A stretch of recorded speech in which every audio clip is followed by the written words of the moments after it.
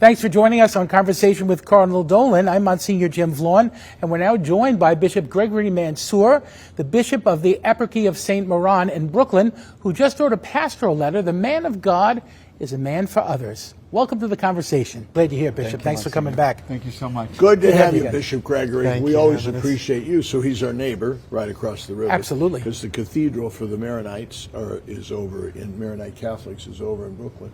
So we really appreciate you. And he always is with us for the New York Bishops meetings. And you kind of have to straddle two. I do. I have my own synod, and and you got the Eastern Rite bishops that have kind of their own non-geographic region. Yes. And then you also, join us in New York. Do you mind, before we get to your excellent pastoral letter, which is the reason I invited you? Thank you. I can't, obviously, whenever I see you, I think of our beloved Lebanon. Because that's where your people came from. And again, Lebanon is suffering. Now, I don't think it's suffering as much as Israel has or Gaza. But you all, there's a real danger. Already the violence is spreading, and there's a real danger of the war spreading, correct? Yes, in the south especially. You have Hezbollah in the south, and then you have Christians intermingled with them. See? And the Christians are usually the stuck in the middle. Yeah, so. And that's very true, of course, in Israel and Gaza as well. Absolutely. You've got a Jewish majority, and then in Gaza you've got an Islamic majority, and the poor Christians are like an afterthought. So. But you know, they, not just because I'm a Christian from the Middle East, but they really are the salt of the earth. Aren't they? They really are. The hospitals, the schools, the care centers, the reaching out to Muslim, reaching out to Jew. Yeah. It's the beautiful work of Christians. No, they are very, when you speak about reconciliation, you speak about a light to the world. Yeah. They are indeed. I so admired your patriarch, Cardinal Rai, who's the Maronite patriarch, was there at the Synod. And I just felt so bad for him that he's there trying to give his whole heart and soul to the conversations of the Synod, while he knew at home his beloved home. His heart is there. Was burning. His heart is there because Lebanon has not elected a president. Yeah. And you have Sunnis on one side, Shiites on the other side, and Christians in the middle, trying to bring each one to the table. And you got Iran pushing this way, Saudi Arabia pushing this way, and the Christians are trying to make this thing work. Yeah. But, you know, the Christians are the vast majority of the care centers, the schools. Aren't they? And that's the beauty of Christian service. I mean, you even look at most people who go to the Holy Land always visit Bethlehem University. Jews, Muslims, and Christians together, studying. They will go to Holy Family Hospital. Jews, Christians, Muslim, taking care of babies and moms. This is a light to the world. So, listen, tell us about the pastoral. You've done a number of them. This one was on. This was on sort of manly spirituality. This was sort of like being a man for others. You have beautiful treatments of fatherhood, being faithful husbands, the example of St. Joseph. What kind of triggered your interest in this topic? You know, Cardinal, I preach to myself. I want to become the man of God that I wrote about in this pastoral. And I see it in my seminarians, and I see it in my brother priests. I think many of them desire to become true men, not overly dominant and not overly passive, but an engaged man, as was St. Joseph. Yeah. And so I wrote it to them, and sometimes I can be a little tough on men because, you know, women seem to know how to love and care and there's a tenderness and sacrifice there. And there's sort of a natural openness to faith and religion. Yeah. And Pope John Paul II wrote about the genius of women. Right. Well, where is then the genius of man? Yeah. What makes a man a man? And so I tried to give some examples from Joseph and the saints, male saints, and from scripture, tradition, and nature itself. Right now, nature is being plummeted by everybody who's nature is what we make of it. No, nature is something we're given. We're given. We are inherit given. It. Yeah. A woman is given a natural architecture that makes her who she is. Edith Stein says the soul of a woman is different from the soul of a man because the body of a woman is different from the body of a man. So her soul is different. Sure. Soul and body together. We are soul and body together. So I tried to take that. I'll give you a little story. I spoke to 10th and 11th and 12th grade men. I gathered them and I said, men, I want to talk to you about my pastoral letter. I said, by the way, have you guys noticed that there's a difference between men and women?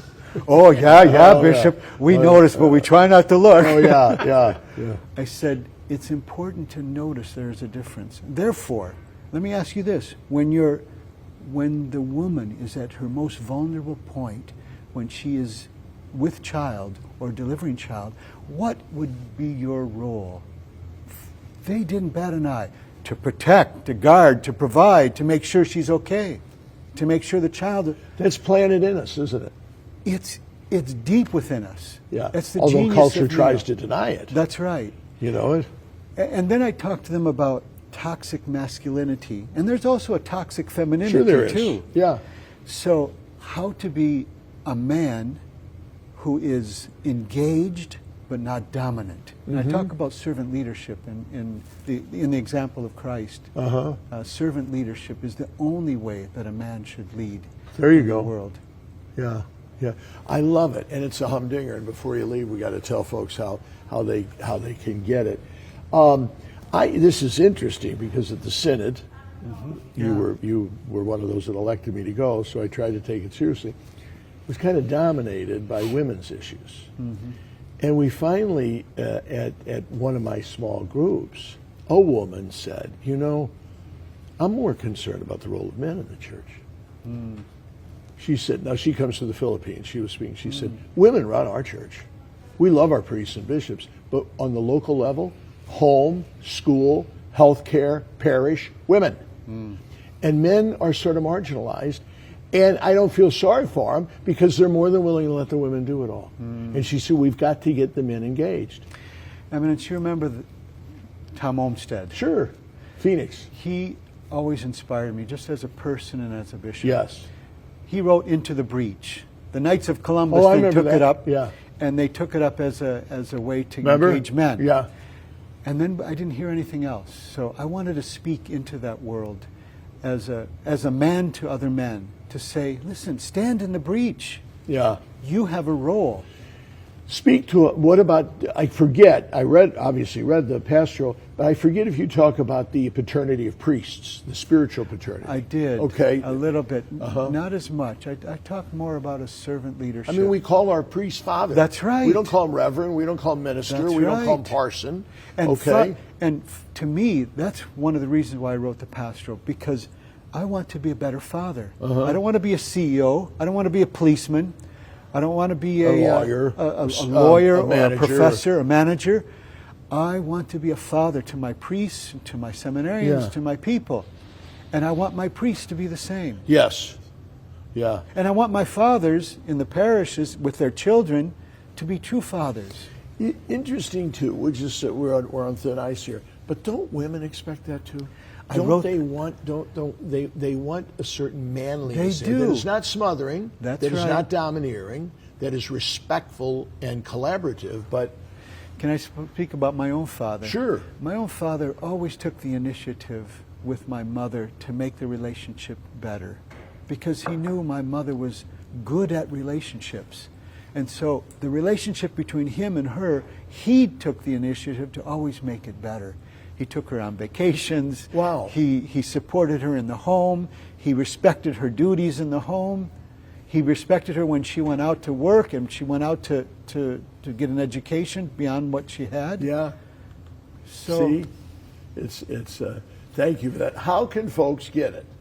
The name of it, again, is The Man of God is a Man for Others. You sort of borrow some of St. Ignatius Loyola's terminology there, men for others. How Yes. can they get it? they can go to my website, Google my name, or Google Eparchy of St. Maron, Pastoral Letters. Okay. Our son- Mansour, Mansour, Bishop Gregory Mansour. Our Sunday visitor, one of the journalists there, called me and said, I heard you wrote, how did you find out? Well, I follow some of the things you do. So Isn't it great? she wrote a beautiful little article about the pastoral letters. Way to go. Yeah. Well, you were kind enough to send it to us, and I Yeah. appreciate it. I said, we got to get Bishop Mansour. No, I didn't send it to Oh, you. you know who did? Dennis Paus did. Yes. You're right. It was Yeah. so kind. I So said, that was thank you good of for... Yeah. But I reflected a little bit on some Maronite saints. In particular, St. Maron, who was a hermit Yeah. and a priest, but at the same time, he was called an open-air hermit. In other words, nothing between him and God, and nothing between him and others. That was his asceticism. Wow. And that's kind of No caves or anything. No, he didn't Little live in a different than cave. Charbel. Yeah, he lived open to the elements, and that engagement has inspired the Maronite Church to be open to God fully and open to others fully. Way to go. Way to go. No wonder we get him on all the time. You know it? Very interesting. Yeah. Yeah, it's great. He's sort of the Bob Hope of the show. We I have him know. on a guest all the time. I wanted to get you to do some short ones, like short pieces about this we can run on CFN. It would be great. Okay. There you All right, go. We'll have to talk about that. Hot diggity. thing. Thank you. Bishop Greg Thanks, Mansour. Evans. Way to go. Thank you. Thank you. Great to be with you. Thank you. On the other side of the break, we'll be joined by Bishop Michael Burbidge, the Bishop of the Catholic Diocese of Arlington, Virginia, and Chairman of the U.S. Conference of Catholic Bishops Committee on Pro-Life Activities. Stay with us on Conversation with Cardinal Dolan.